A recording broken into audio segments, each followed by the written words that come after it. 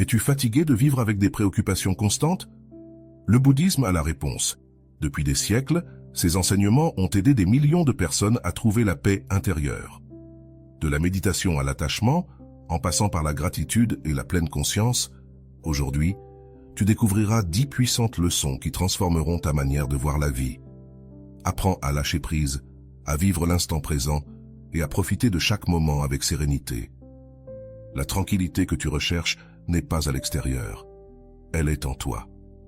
Accompagne-nous dans ce voyage vers la véritable tranquillité. La pratique de la méditation, le chemin vers la sérénité mentale. La méditation est l'un des enseignements les plus puissants du bouddhisme pour atteindre la paix intérieure. Mais qu'est-ce que méditer réellement?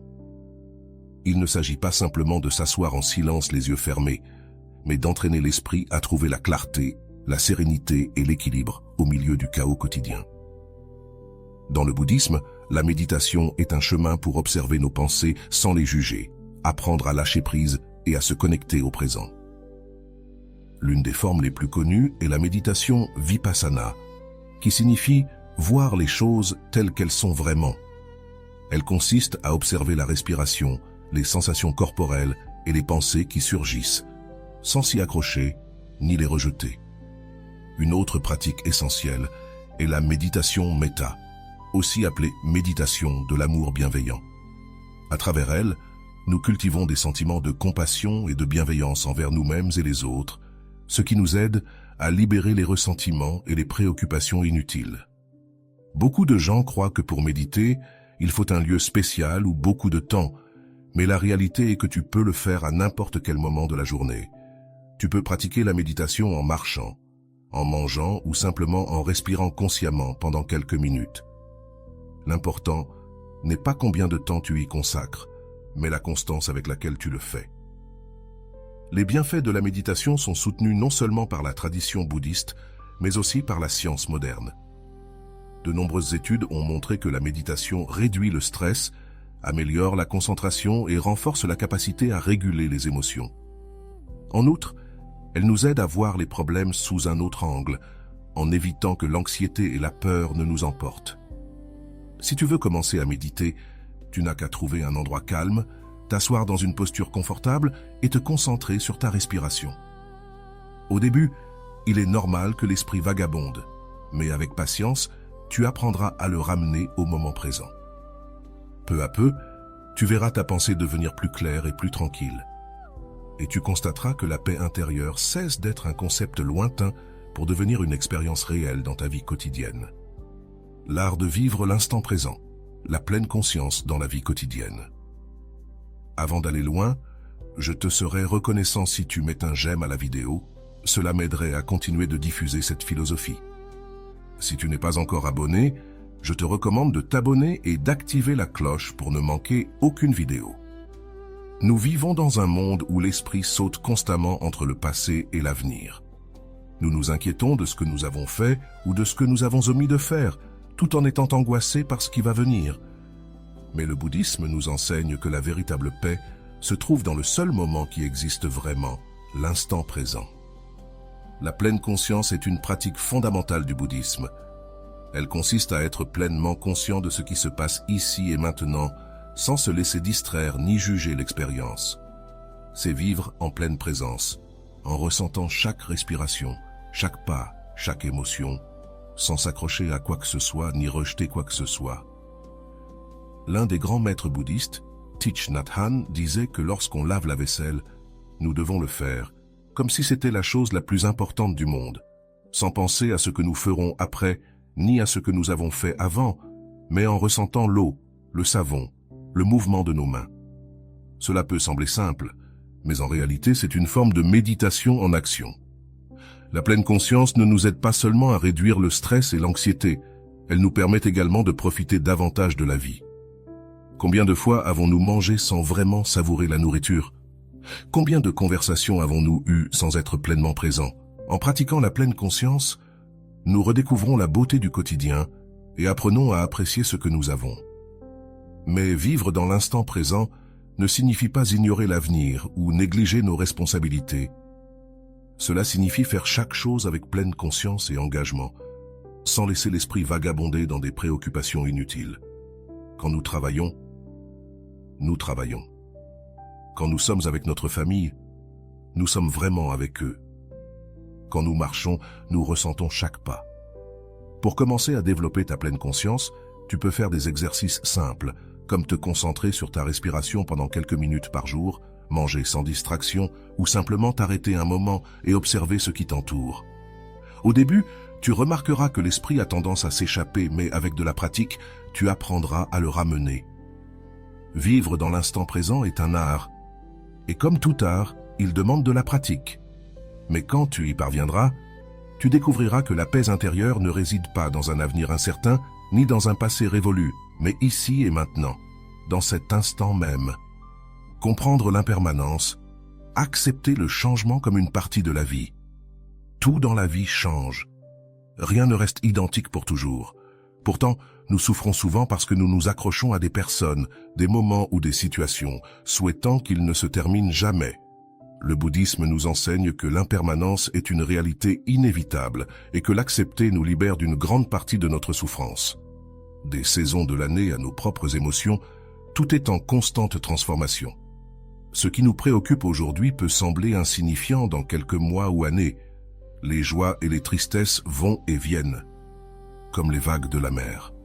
Rien n'est fixe, et comprendre cela nous aide à vivre avec plus de sérénité. Le Bouddha comparait la vie à un fleuve en mouvement. Il n'est jamais le même à chaque instant, mais il continue de couler. Nous aussi, nous sommes dans un processus constant de changement. Notre corps vieillit, notre esprit évolue, nos relations se transforment. Résister à cela ne fait qu'engendrer de la souffrance, tandis qu'accepter ce changement nous permet de flotter avec la vie au lieu de lutter contre elle. Lorsque nous comprenons l'impermanence, nous apprenons à apprécier chaque moment. Au lieu de craindre qu'une chose se termine, nous l'apprécions tant qu'elle dure. Nous réalisons que nous ne pouvons pas tout contrôler, mais nous pouvons décider de la manière dont nous réagissons au changement. Plutôt que de voir le changement comme une menace, nous le voyons comme une opportunité de croissance. Une pratique bouddhiste pour travailler l'acceptation du changement est la méditation sur l'impermanence, qui consiste à réfléchir sur la façon dont tout autour de nous est en constant mouvement, à observer le passage du temps, les changements dans la nature, même les pensées qui vont et viennent dans notre esprit. Cette pratique nous aide à développer une attitude plus flexible et détachée face à la vie, à l'accepter. Accepter l'impermanence ne signifie pas se résigner ni perdre l'enthousiasme pour la vie, mais apprendre à lâcher prise de ce qui ne nous sert plus et à nous ouvrir à de nouvelles expériences. Cela nous libère de la peur de perdre, car nous comprenons que tout est temporaire. Et dans cette acceptation, nous trouvons une profonde paix intérieure. Le détachement, se libérer des attachements émotionnels. L'un des plus grands obstacles à la paix intérieure est l'attachement. Nous nous accrochons à des personnes, des situations, des idées et des objets, espérant qu'ils nous procurent un bonheur durable. Cependant, le bouddhisme nous enseigne que l'attachement est l'une des principales causes de la souffrance, car il nous fait dépendre de choses extérieures pour nous sentir bien. L'attachement ne signifie pas seulement vouloir quelque chose, mais croire qu'en son absence, nous ne pouvons pas être heureux. Nous nous accrochons à des relations par peur de la solitude, à des biens matériels pensant qu'ils nous donneront de la sécurité, ou même à notre propre identité, en nous accrochant à une image fixe de qui nous sommes. Mais comme tout dans la vie est impermanent, lorsque ces choses changent ou disparaissent, nous souffrons. Le détachement ne signifie pas renoncer à tout ni vivre sans amour. Il ne s'agit pas de nous éloigner du monde, mais de nous y relier de manière plus libre et consciente. Cela signifie aimer sans posséder, profiter sans craindre de perdre et vivre sans dépendre de rien d'extérieur pour notre bonheur. Le Bouddha a utilisé une métaphore très puissante pour expliquer cela. Il a dit que s'accrocher à quelque chose est comme tenir une corde trop fort. Plus nous nous accrochons, plus nous nous faisons de mal. Lâcher prise ne signifie pas perdre, mais arrêter de nous accrocher de manière obsessionnelle. Pour pratiquer le détachement, nous pouvons commencer par observer nos réactions lorsque quelque chose ne se passe pas comme nous le souhaitons. Si nous n'obtenons pas ce que nous voulons, nous nous sentons frustrés, ou si nous nous sentons en insécurité sans certaines personnes ou choses, plutôt que de résister, nous pouvons accepter la situation et réaliser que notre bonheur ne dépend pas de cela. Le détachement nous donne la liberté. Il nous permet de profiter des choses sans craindre de les perdre, parce que nous comprenons que tout est temporaire. Il nous aide à vivre avec moins d'anxiété et plus de légèreté, en ayant confiance que nous aurons toujours ce dont nous avons besoin à chaque instant. Lorsque nous arrêtons de dépendre de l'extérieur pour être heureux, nous trouvons une paix que personne ni rien ne peut nous enlever. La compassion n'est pas seulement de la pitié pour les autres, mais de développer une connexion authentique avec leur souffrance et un désir sincère de l'alléger. Lorsque nous cultivons la compassion, nous transformons la manière dont nous interagissons avec le monde et trouvons une source inépuisable de paix intérieure. Dans la vie quotidienne, nous avons tendance à nous concentrer sur nos propres problèmes, pensant que notre bonheur dépend uniquement de ce qui nous arrive à nous, mais le bouddhisme nous invite à élargir notre vision et à réaliser que, sans exception, nous faisons face à des difficultés. En reconnaissant la souffrance des autres, nous cessons de les voir comme des étrangers et commençons à ressentir une connexion profonde avec eux. Une des pratiques les plus puissantes pour cultiver la compassion est la méditation, ou méditation de l'amour bienveillant. Dans cette pratique, nous dirigeons des pensées d'amour et de bien-être vers nous-mêmes, puis nous les étendons aux autres, d'abord à nos proches, puis à des connaissances, ensuite à des personnes avec qui nous avons des conflits, et enfin à tous les êtres vivants. Cette pratique nous aide à briser les barrières et à voir qu'au fond, nous cherchons tous la même chose, être heureux et être en paix.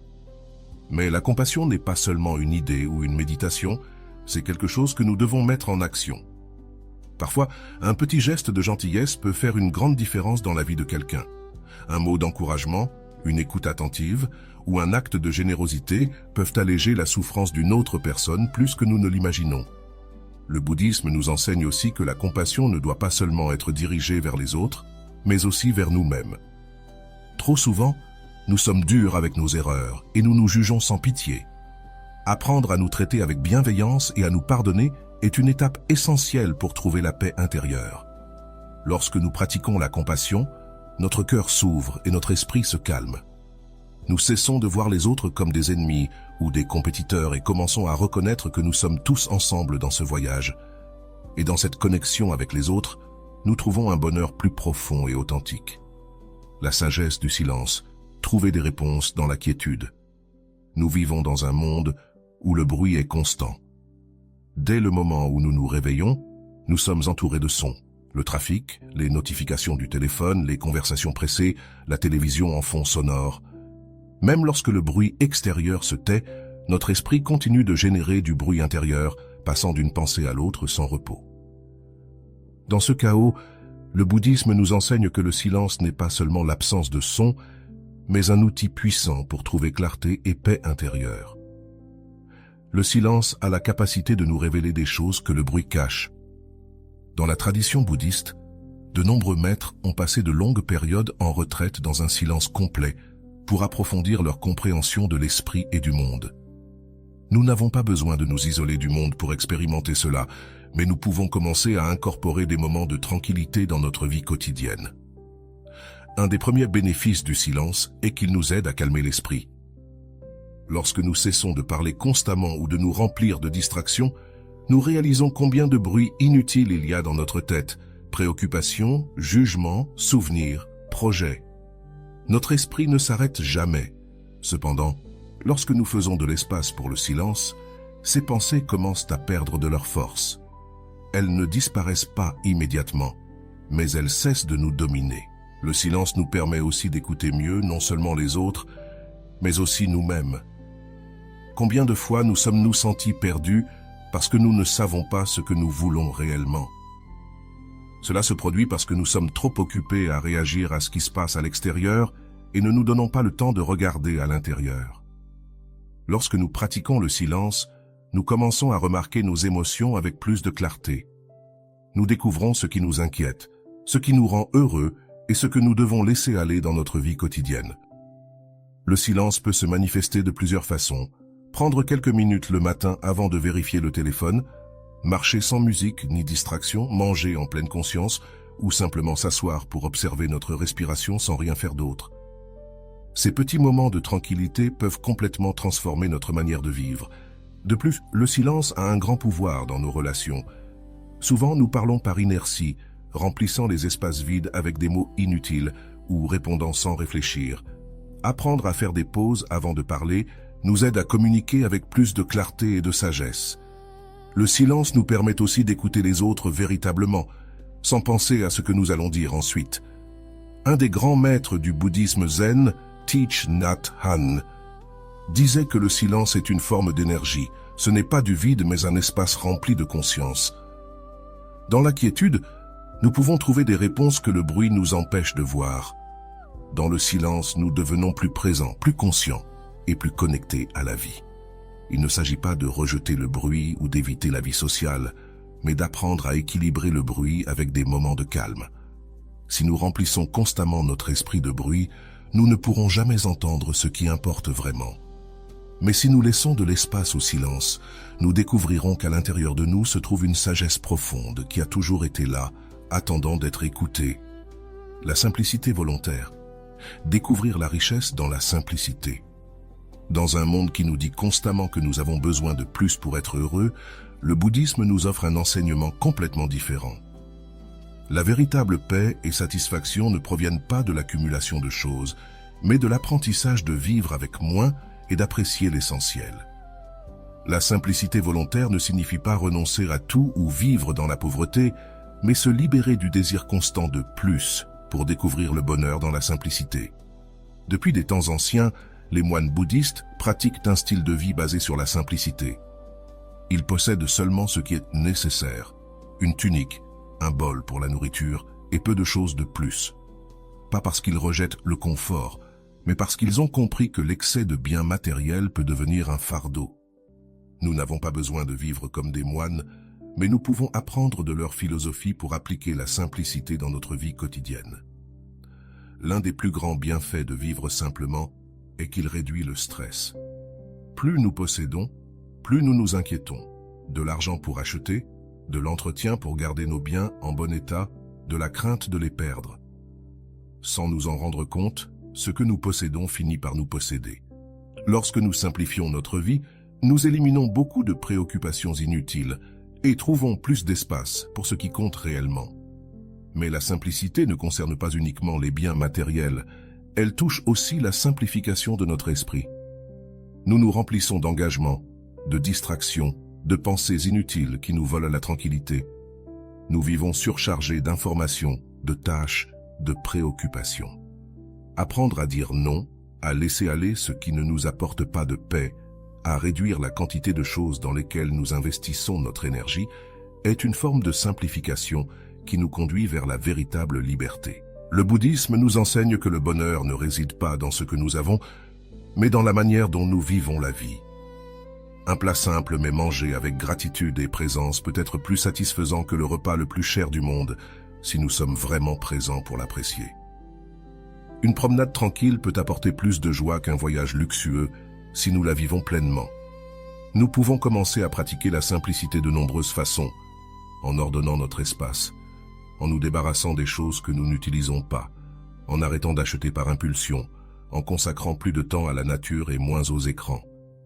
Nous pouvons aussi simplifier notre esprit en réduisant les préoccupations inutiles, en évitant les discussions futiles et en pratiquant l'art de la pleine présence à chaque moment. Lorsque nous vivons dans la simplicité, nous découvrons quelque chose de merveilleux. La vie nous donne déjà tout ce dont nous avons besoin pour être heureux.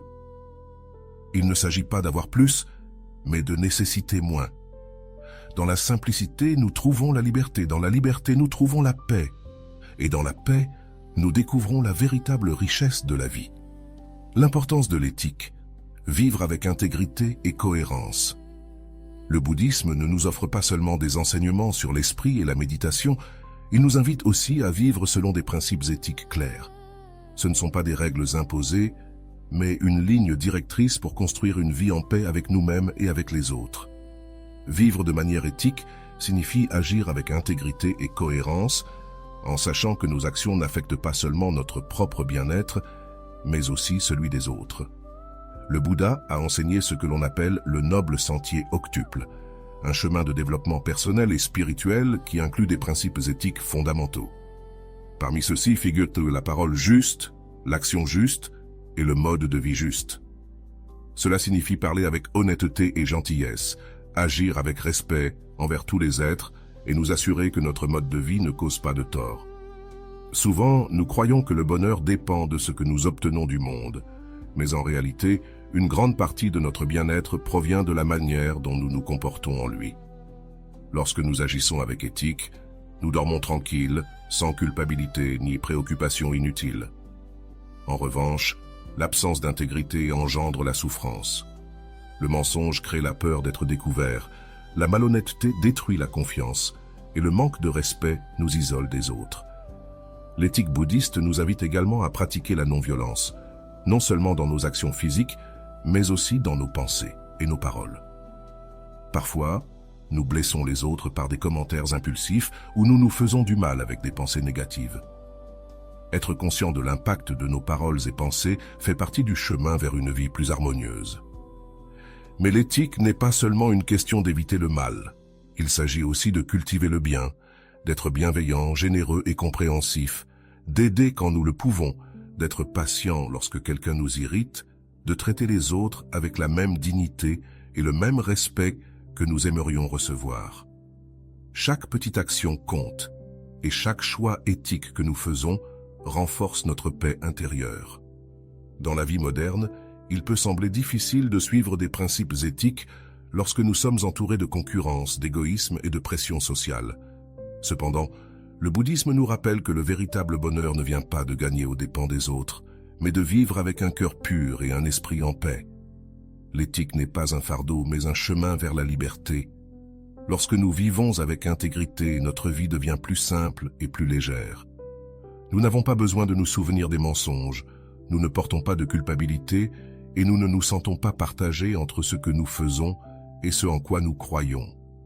Nous agissons avec authenticité et cela nous donne une confiance profonde. La paix intérieure n'est pas seulement un état d'esprit, mais aussi le résultat de nos actions quotidiennes. En vivant avec éthique, nous créons de l'harmonie dans notre environnement et dans notre cœur. Et lorsque nos actions sont alignées avec nos valeurs, nous trouvons une tranquillité que rien d'extérieur ne peut nous enlever. La mente principiante, l'esprit débutant, consiste à s'ouvrir à de nouvelles expériences sans préjugés. En avançant dans la vie, nous croyons souvent que nous savons déjà tout. Nous accumulons des expériences, des idées, des croyances et des jugements sur la façon dont les choses devraient être, sans nous rendre compte que cette mentalité nous enferme dans une bulle où nous voyons la vie à travers des filtres qui nous limitent. Le bouddhisme nous invite à retrouver ce que l'on appelle l'esprit débutant, une manière de voir le monde avec fraîcheur, sans idées préconçues, comme si nous l'expérimentions pour la première fois. Pensez à un petit enfant qui explore le monde. Il ne prend rien pour acquis, tout l'étonne et le fascine. Il observe avec curiosité, sans préjugés, ni attente.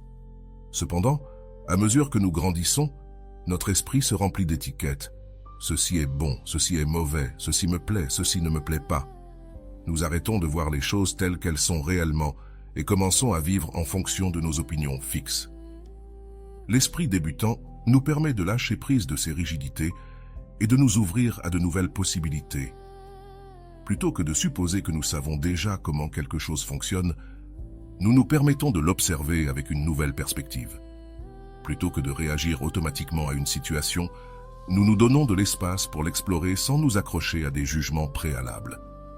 Cette attitude est clé dans la pratique de la méditation. Beaucoup de gens se frustrent parce qu'ils croient qu'ils ne le font pas bien. Mais en réalité, il n'y a pas de manière unique de méditer. Si nous nous asseyons pour méditer avec l'idée qu'il doit y avoir une expérience spécifique, nous nous fermons à ce qui est réellement en train de se passer.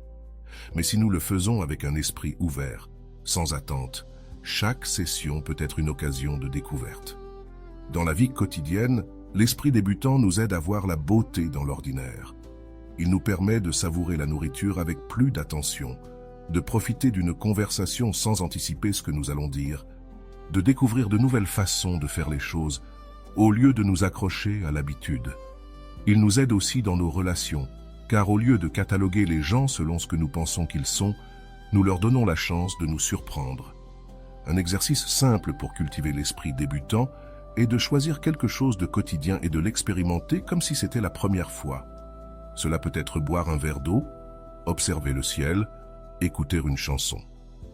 Faites attention à chaque détail sans le considérer comme acquis. Vous remarquerez que lorsque nous arrêtons de voir la vie comme quelque chose de routinier, chaque moment devient plus intéressant et précieux. L'esprit débutant nous donne la capacité de nous émerveiller et nous libère de la rigidité mentale. Il nous permet de lâcher prise sur la peur du changement et de recevoir la vie avec ouverture et curiosité. Lorsque nous apprenons à voir le monde avec de nouveaux yeux, nous nous rendons compte que le bonheur ne réside pas dans l'extraordinaire, mais dans la manière dont nous choisissons d'expérimenter le quotidien. La gratitude comme chemin vers le bonheur, apprécier ce que nous avons. Nous vivons dans un monde qui nous pousse constamment à vouloir plus. Plus d'argent, plus de succès, plus de biens matériels. Nous nous concentrons tellement sur ce qui nous manque que nous oublions de valoriser ce que nous avons déjà. Cependant, le bouddhisme nous enseigne que le véritable bonheur ne réside pas dans ce que nous obtenons, mais dans la capacité d'apprécier l'instant présent. Et la gratitude en est la clé.